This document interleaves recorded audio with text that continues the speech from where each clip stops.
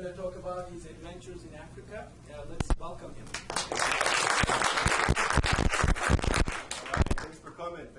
I know it's not a mic because they don't use mics in Africa. Like, you can hear me back in the back? Okay. All right. So today, very hopefully a lot of pictures, maybe some videos about some of the things that happened late last year, about some engineering work that I did in Africa. But also just living in Africa was an experience. I want to share some of that experience with you. And so, without further ado, so I'm going to also say there are no questions in the presentation. All right. So, wait. There's a really So, most of it is about just the experience of being in there and living there, but also the being there and living there actually a lot of contribution to what it's like to be engineering.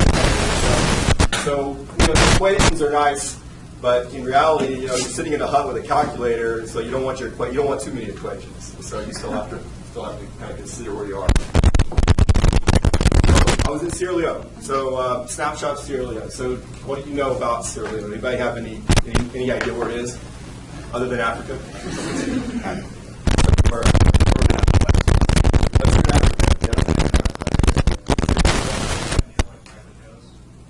Not too far. Yeah, actually, we landed in Ivory Coast and then bounced out. So what else do you know about other than where it is? Sierra Leone is the country. Freetown is the capital of it. But so, did anybody see the movies that had Sierra Leone? Remember this one? Yeah, that's not that. That's Leonardo DiCaprio. Not me. I wasn't in that movie. So, Blood Diamond. Anybody seen that one? Yeah, okay. So I don't think it's actually filmed in Sierra Leone, but it was set in Sierra Leone. So the other one that I think is sort of like obscure about more recently, this is a Netflix original film. Have you seen that? Yeah. I don't think they actually ever say Sierra Leone, but it might as well be Sierra Leone because everything I saw in there looks pretty similar. So anyway, so that's kind of what we know in sort of pop culture, if you will, about what Sierra Leone is about. Unfortunately, I'll go about where it is. So you're right, it was in West Africa. There's sort of the area there along that west coast of the Horn of Africa there. So it's where the location is here.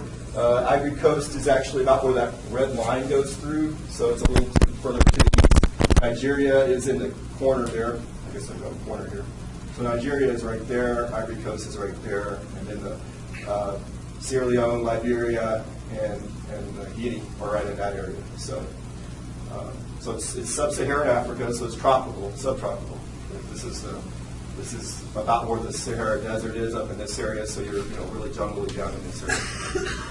Over here, so this is a map of the country itself, and here's Freetown. Right there's where the airport is. You can kind of see it.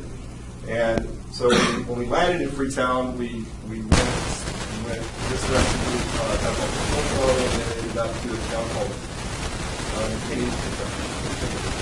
And then south of that, there's a river called the Mekelle, which is right near where our village was located. So basically, that's where we landed. We went over to McKinney, and really happy, obviously, and then ended up in the village. Some stats. So 7 million people, roughly. These are fairly recent stats in Sierra Leone.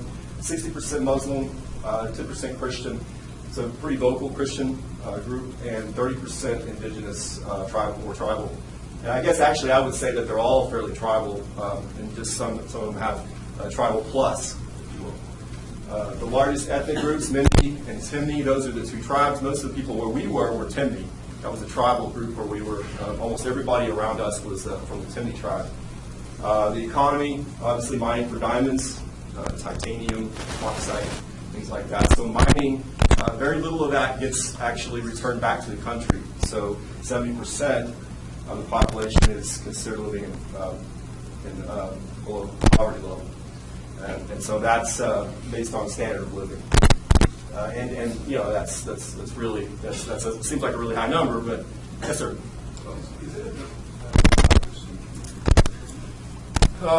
Yes, they do vote for. In fact, I was there during an election. They had an election during the time I was there in the village, and everybody goes, lines up, and then they go into the schoolhouse and they vote, and then they stick their finger in a little jar of ink to show that they voted, and they're bringing people from trucks all over the place and dumping them off. I don't have pictures of that in the slides presentation, but I do have.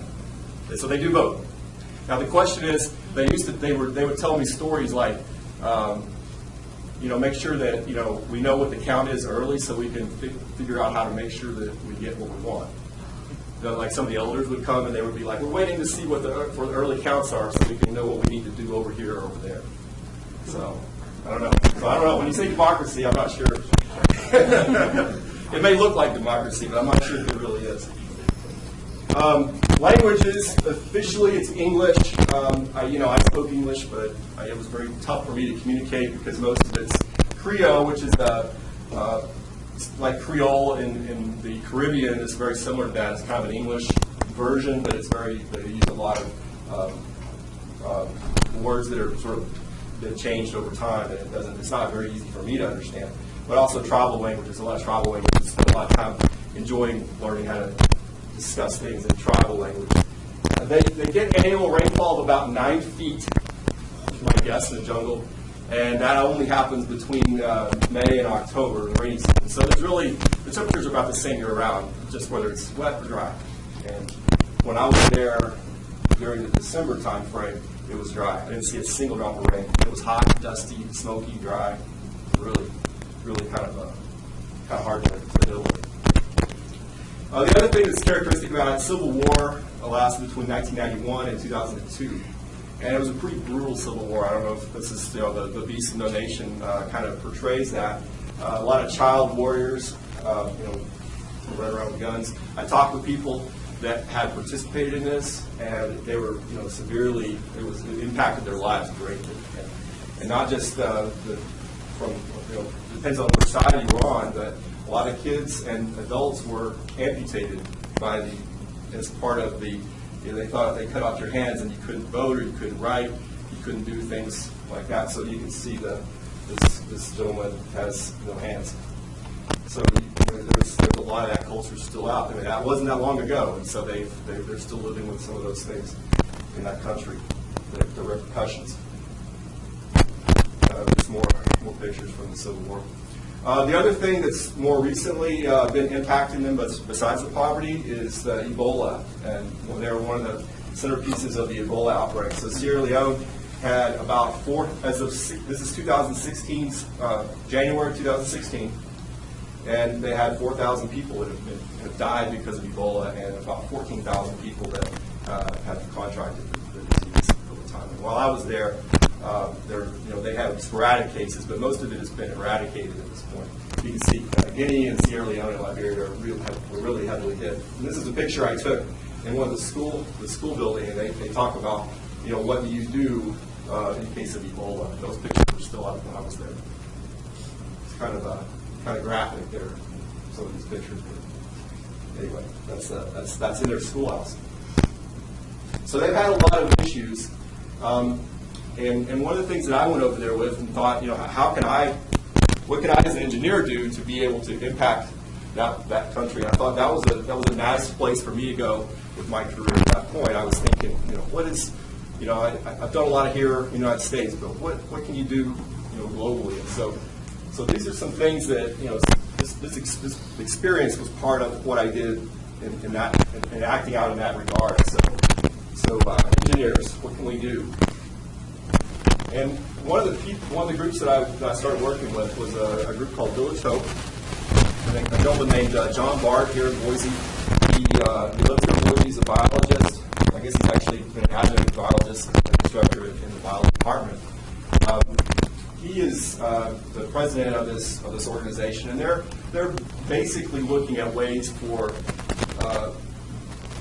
It's an NGO, but they're looking for ways to provide help to countries like Sierra Leone without just dumping money in there. There's too many stories about putting money into a situation and not really even, you don't really know what the outcome is. You really truly make a long-term. And so part of what we thought about is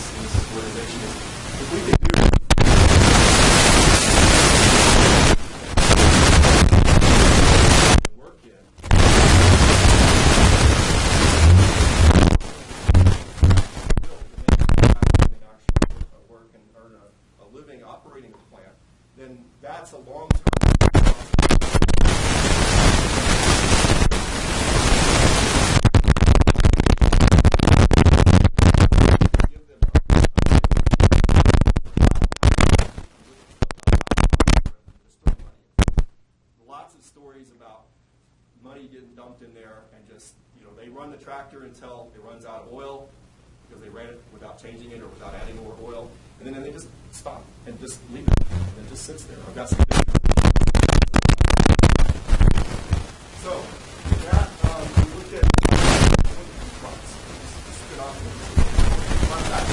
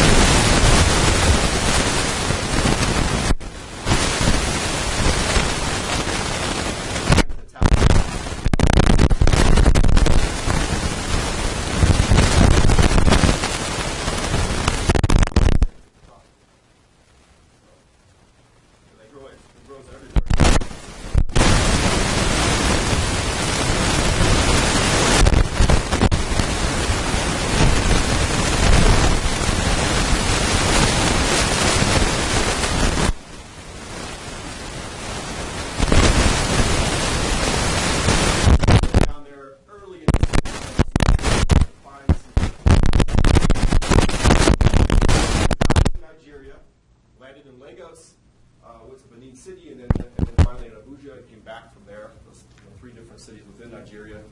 Around. And then we got to visit with the chief. We had a ceremony with a full golden fish inside of the city. Split it apart. We had great juice. That's not wine.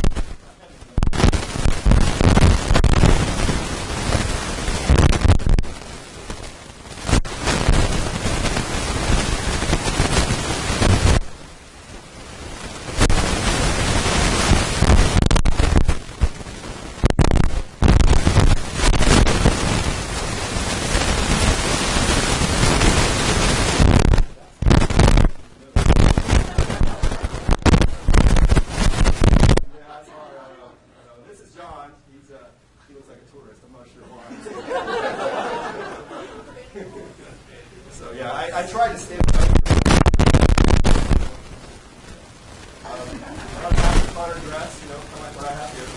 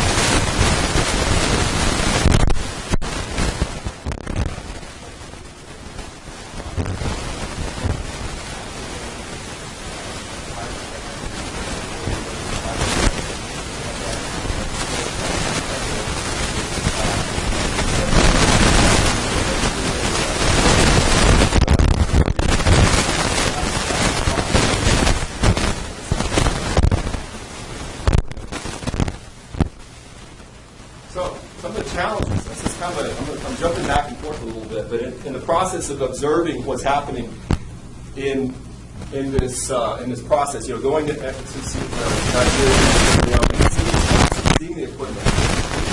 What do you take away? You look at some stuff that they're doing.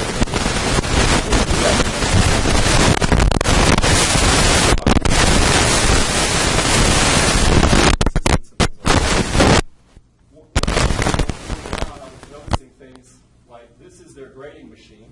Rex, you'll like this one. It's got a motor that wires just very comfortable, and it's got a nice belt here that's running, and then the lid opens and closes. Obviously, they stick their hands down.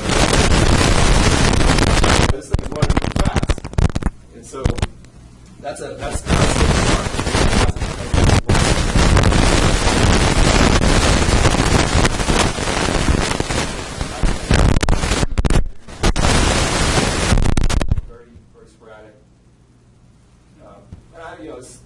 there's a hinge that was welded on.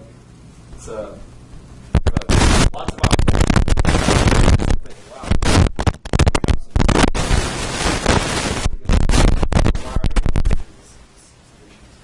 Here's a piece of equipment the low quality, the corrosion.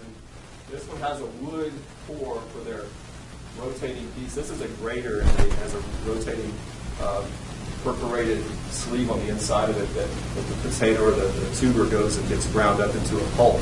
And they just use a wood core. So it's not really a precision.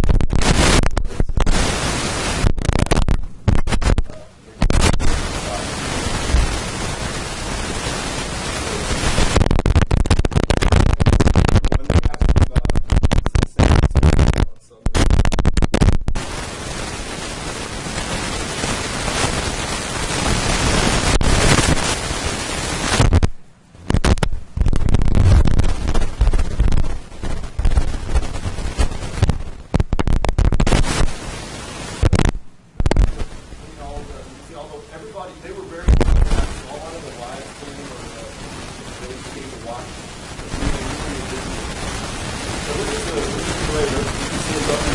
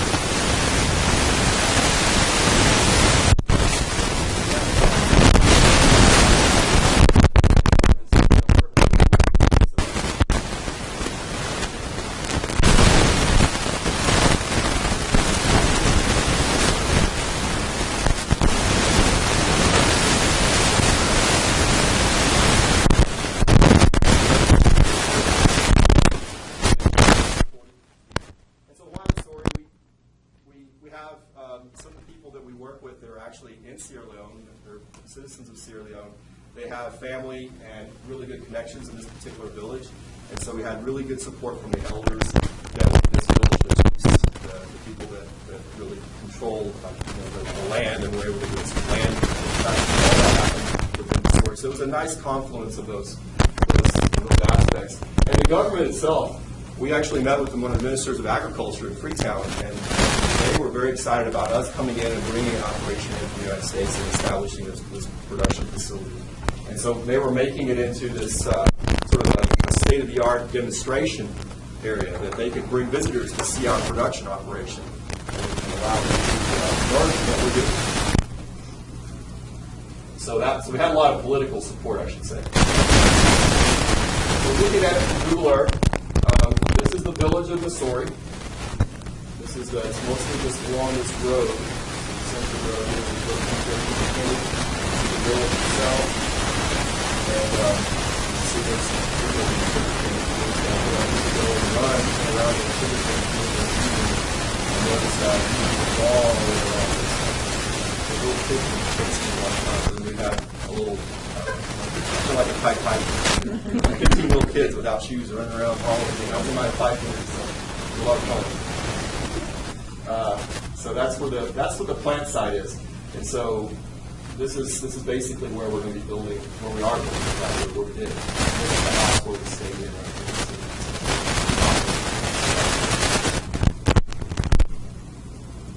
And this is basically the site as we're looking at it back in September. You can see it's pretty lush. It looks like a jungle, a lot of grass, a lot of overgrown vegetation, that sort of thing.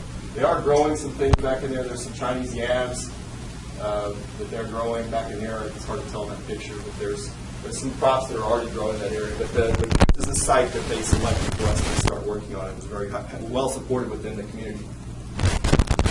And just walking through the center of the village, this is on that main road right here. You can see this is me walking down this road.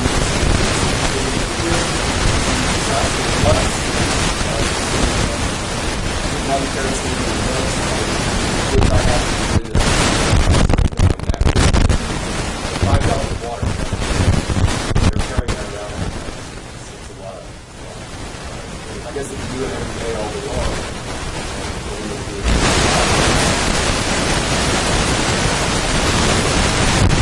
more daily life.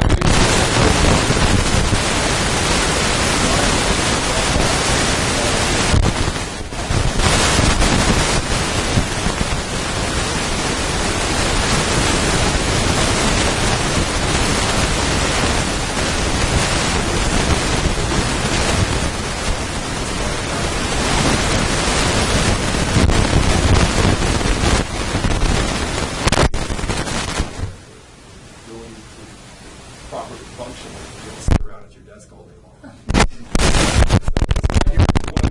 He's getting a haircut. See the guys with that razor blade, he's getting a haircut. And Oliver is taking taking a picture. And, very, very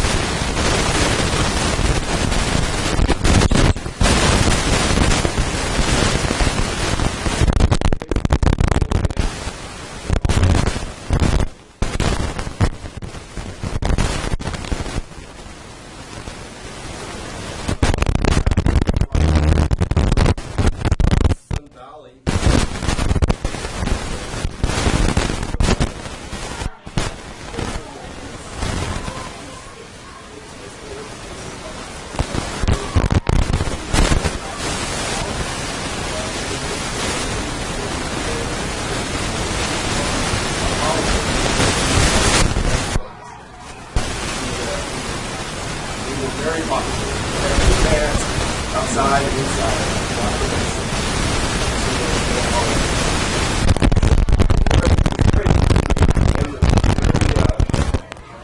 Very excited about us being here for a unique experience. There's a lot of motivation.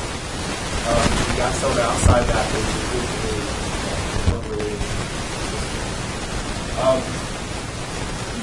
For daily life, I got lots of snakes. So you like snakes. You like snakes. So there's a you guys know about snakes. It doesn't have a head, so it's not much to tell. I'm glad you're got a neck.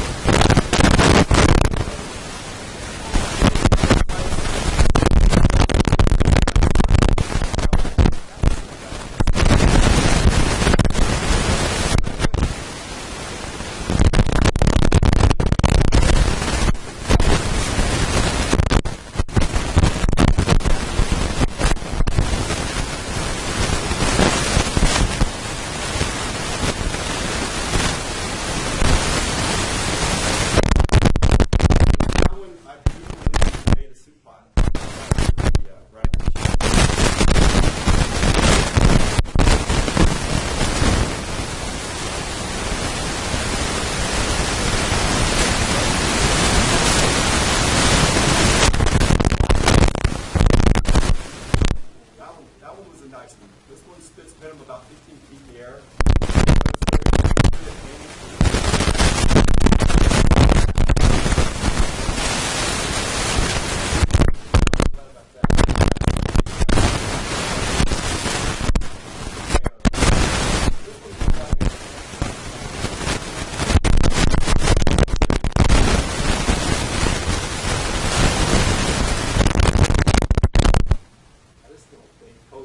Those should be in the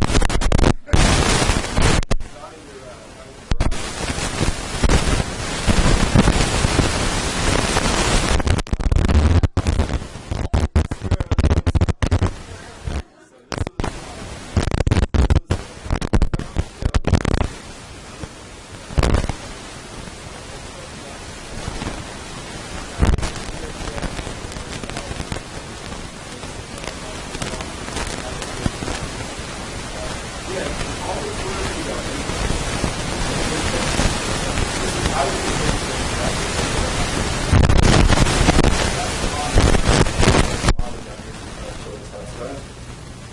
Here he is showing off his squat form. I tried to get him to do that, but he didn't want to go. This one's a guy. This was the three of us. We were sort of just going around trading the weights off.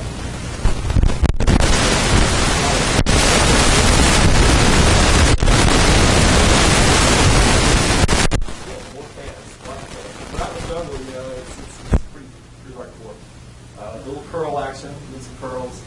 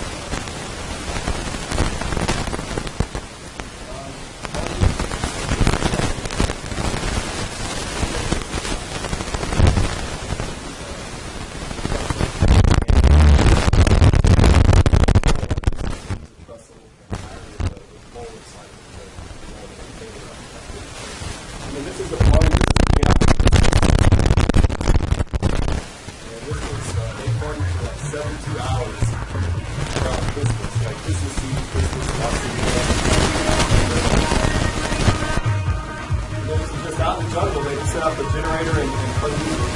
And people would just gather. And it would be like, I wake up at 3 in the morning and this is what you hear. It's not the far. And so I had to have earplugs.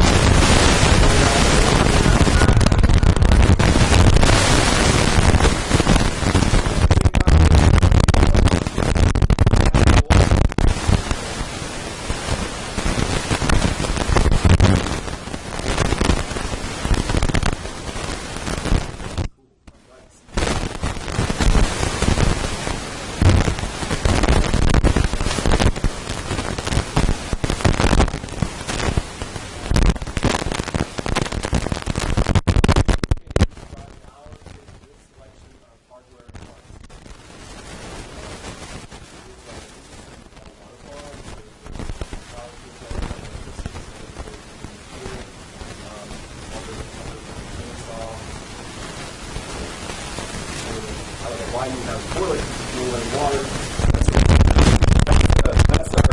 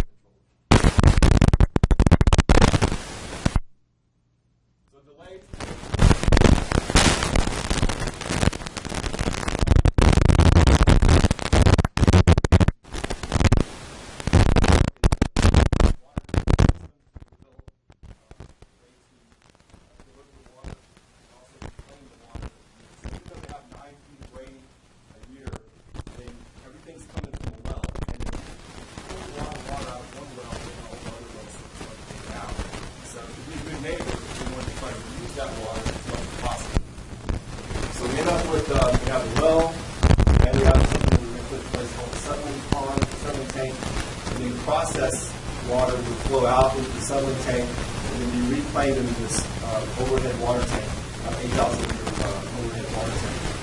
It's on a platform for it. And so that's kind of a complicated system design. Basically, the well and the settling tank will provide water back to the tank. And then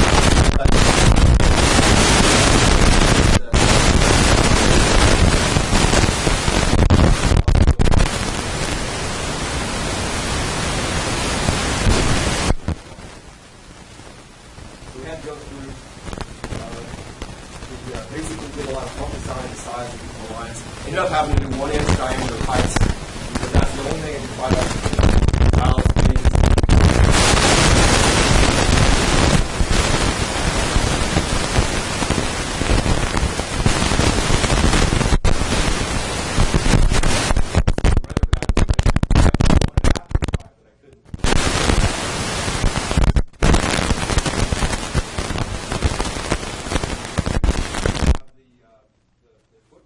So I had to go to figure out where the settling tank. I didn't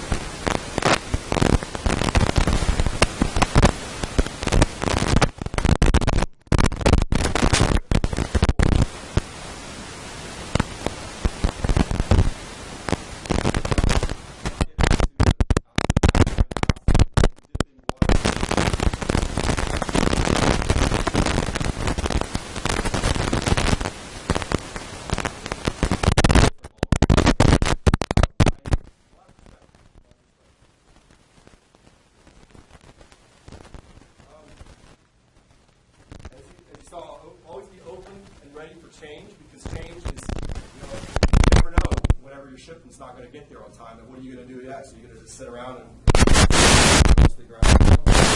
Do something.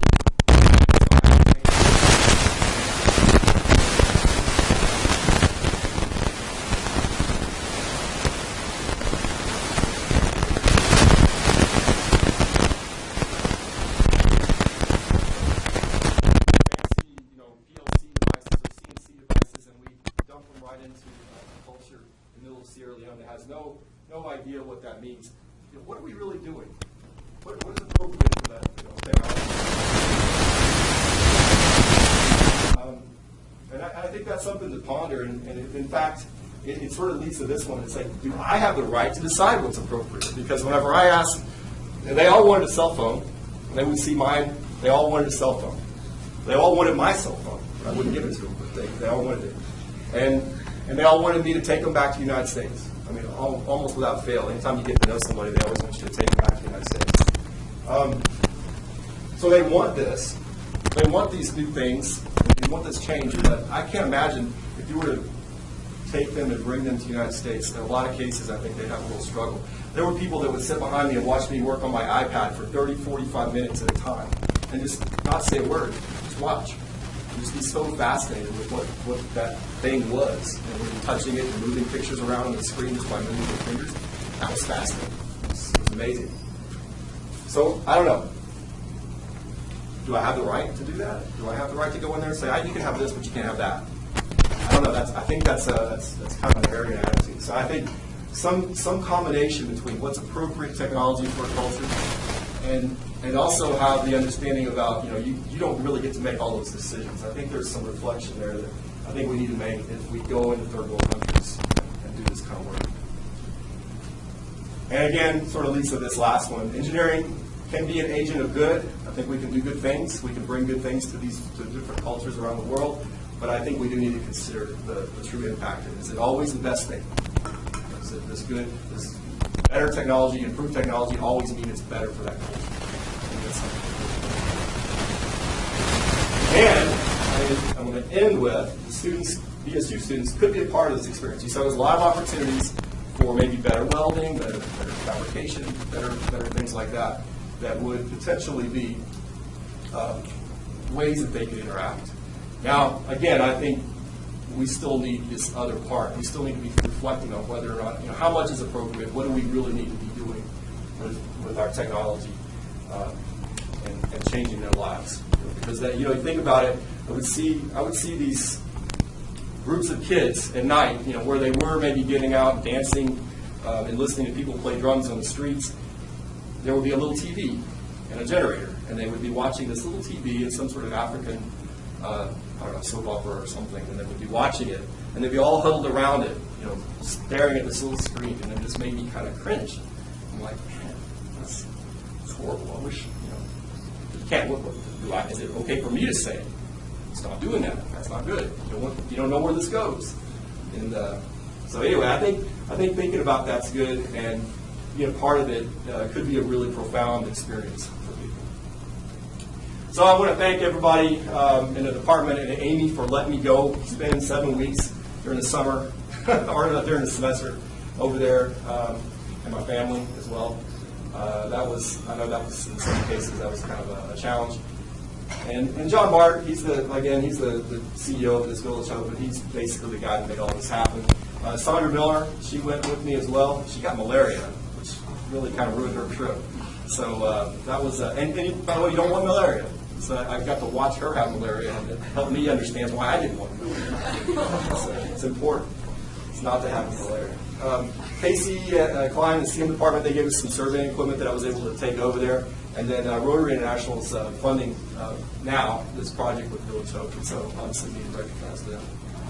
So with that, and back to some of the pictures of some of these wonderful little kids there in the school. Any questions?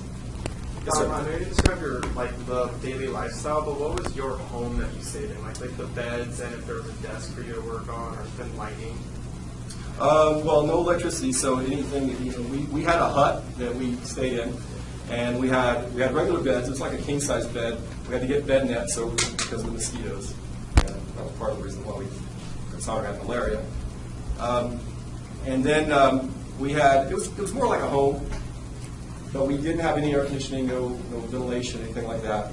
Chickens would walk in, dogs would walk in and out of the house all the time. People sometimes even would walk in and out. It was kind of weird.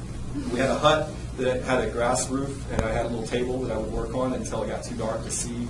And if you turn a headlamp on, then a lot of times the bugs would start just getting all over you. So I would try to get inside. And at some point, you just like give it up. But I don't want to. It's either, you can see.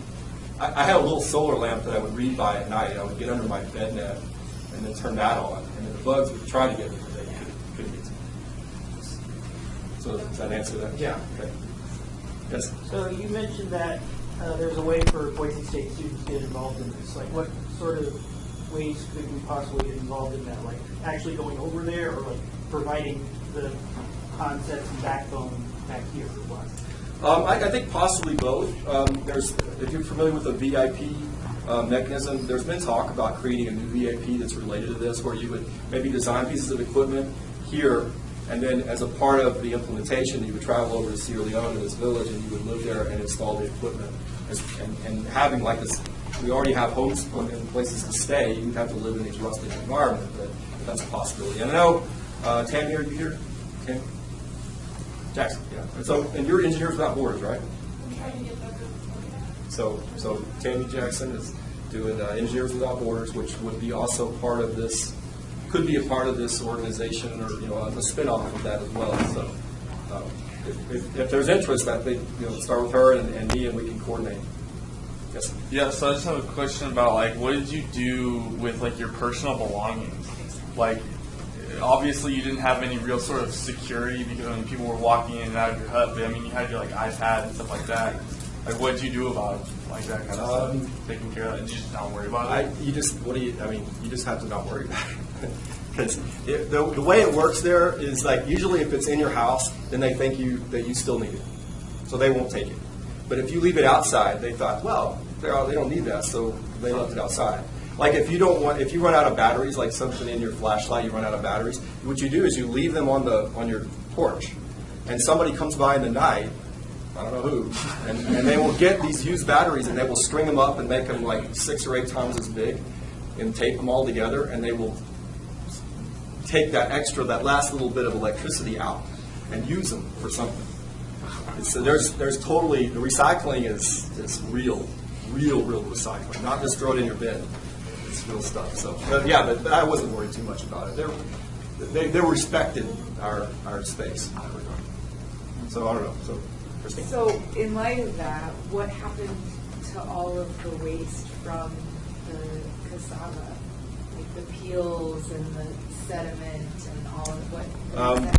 It's recycled, reclaimed for food for animals. They didn't have a lot of livestock, but the idea was to get that back to either they had a lot of goats, so goats, lambs, I guess, goats and sheep, things like that, but no pigs. I didn't see any pigs. I thought there would be more pigs, and not very many big livestock. I was kind of surprised. There's a lot of chickens and a lot of goats, but not many cows.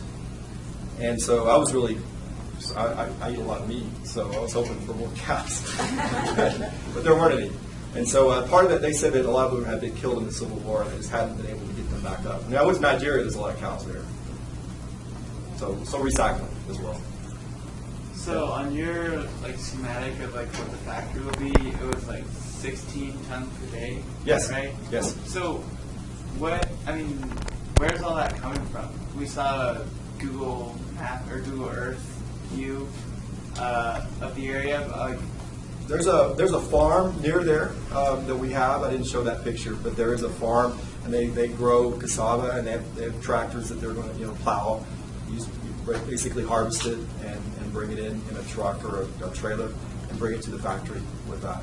Yeah, that's huge amount per day. Well, but right now there is no other factory around, so anybody that's growing cassava anywhere in the 20-mile radius is going to be bringing it to this factory, and then they'll be able to produce it.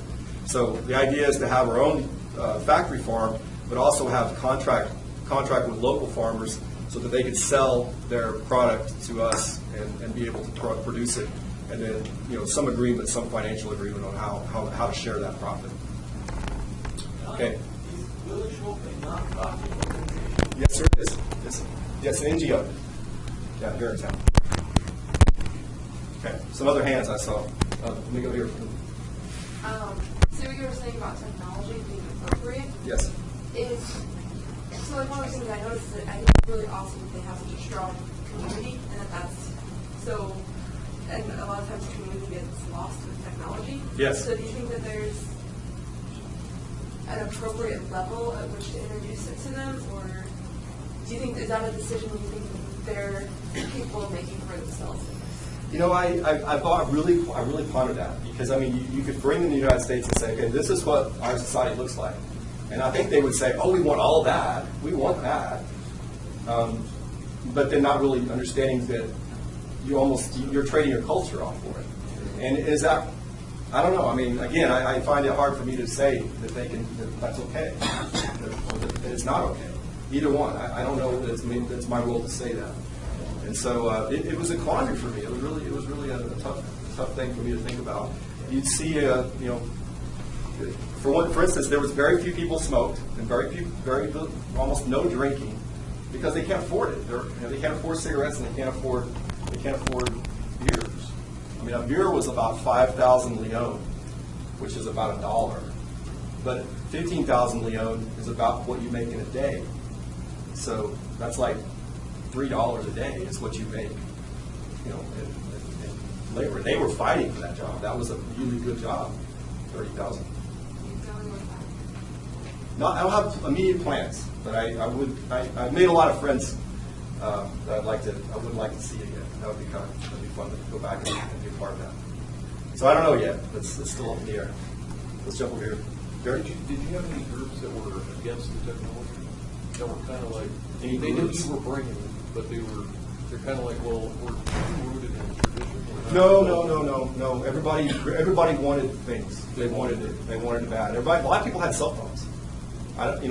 They didn't have landlines or anything, but they all had cell phones. And I think, to me, that's kind of one of those issues. I think they have AfroCell, Afritel. There's all these different companies that have come in to this area, and probably all over Africa, and they're putting people on these payment plans. People that make $3 a day, they're putting on this payment plans because they think they need a cell phone. I think that's an example of being extorting them for what they don't really need. I don't know why you would need a cell phone.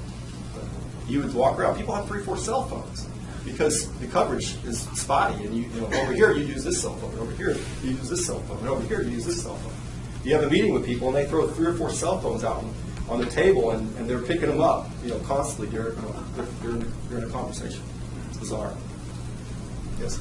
So with the plant, how it runs off the generator, if that generator breaks and it's unable to be repaired, do they have to ship in a new generator? And then with the unreliable shipping, how much of an impact does that put on? It would be a severe impact. We are a single point failure there, and that's a huge concern. At some point, what we're planning on doing is getting parallel generators, maybe different sizes, but having something that we can split the plant up into different sections, and even route the power different ways, because that is a concern. But we just weren't able to buy 2 at the beginning. But that's serious concern. If that goes down, we're back to the old traditional way of doing things. So yeah. I was kind of wondering what the state plan is now. The equipment is there and is being installed, and I don't think it's completely finished yet, but John's back over there right now, actually, as we speak, and he's actually working on it right now. So, yeah, Rex? It looks like you have some more experienced tradesmen there, the electricians and some mechanics. Were they local, or did they come from? It's hit or miss. Certain factories, some people come in and they have an industry, and people will go there and learn a skill, and then they'll have it out in the village. I was installing this 3-phase generator, and I had been talking with people that basically didn't know what electricity even was. And then this guy comes up to me and he sort of squats down beside me while I'm sort of working on it, and he says, "Oh, not 3-phase?" And of course I went, "What?" And he says, "Are you going to hook it up in a Delta or why?" And I'm like, seriously, what? What is that? Because those are things I was pondering, but I didn't think that somebody else was going to do that. So anyway, I was like, I need to get you working for me. So yeah, Dennis was trained, and he works out of Freetown. But he is actually the brother of the general contractor who was also trained down there. And we're actually we're hoping to bring at least John, not the contractor. I didn't show a picture of him, but we're hoping to bring him back to the United States and have him work for a construction company here in the United States over the summer, and just so he can get a sense for what construction techniques are like here. You know, so it's interesting. Joe. So in terms of education, looks like there's a lot of kids that were in school. How much, I guess, like extra education do you get after? Like what point do most people stop? There is an exam that they take. It's a national exam, I believe, that they take, and it's probably in the 6th, 7th, 8th grade-ish time frame. If they pass it, then they get to continue on, and then if they don't, then they don't. And it's kind of a high-pressure situation. And so part of what we do in this village is we did we're trying to work with them in educational ways to try to help them do better on this exam, and their pass rate has gone up in the last year or two. We hope to see that continue. It's very interesting. It's very rote, very memorization. And if you sort of chant back and forth like, okay, 2 + 2 is 4, 4 + 4 is 8. They'll be able to do that all day long. But if you ask them, how do you figure out how to climb up or calculate how high that tree is or whatever, I don't know. It would be a completely different, where they had the problem solving. That's where it falls apart. So it was interesting. We had a lot of conversations about that.